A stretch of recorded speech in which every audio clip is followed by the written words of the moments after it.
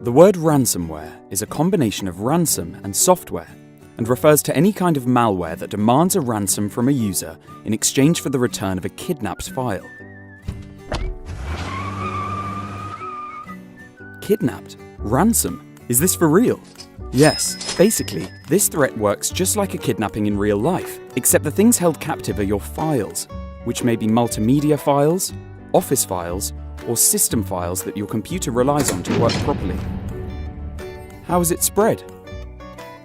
Typical methods are through attachments sent via unsolicited emails, or by clicking on a link in an email that claims to be from a bank or delivery company.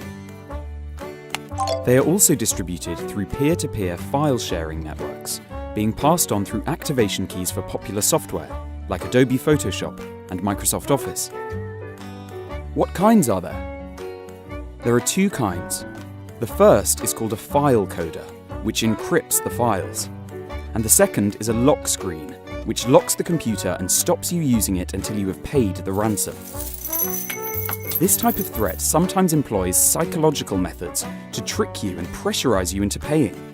In some cases, the lock screen also incorporates a live transmission of what the webcam is currently seeing, which creates a feeling that someone really is watching you. Other times, the message on the lock screen takes the form of a notice from a national police force, which states that the authorities require you to pay a fine because they have found evidence that your computer contains images of child abuse or bestiality, or that you have visited illegal websites or used pirated software.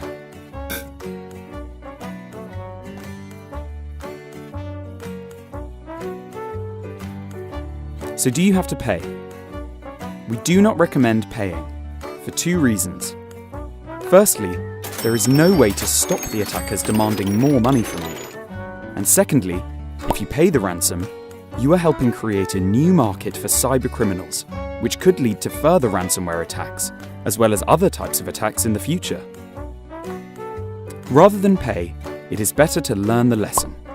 Make sure to back up your data regularly so you can recover your files if you are unlucky enough that it happens again. And also make sure to get better protection for your computer. As always, prevention is better than the cure. If you have a good security solution and run frequent backups, you shouldn't have any problems. Keep enjoying everything that technology has to offer you.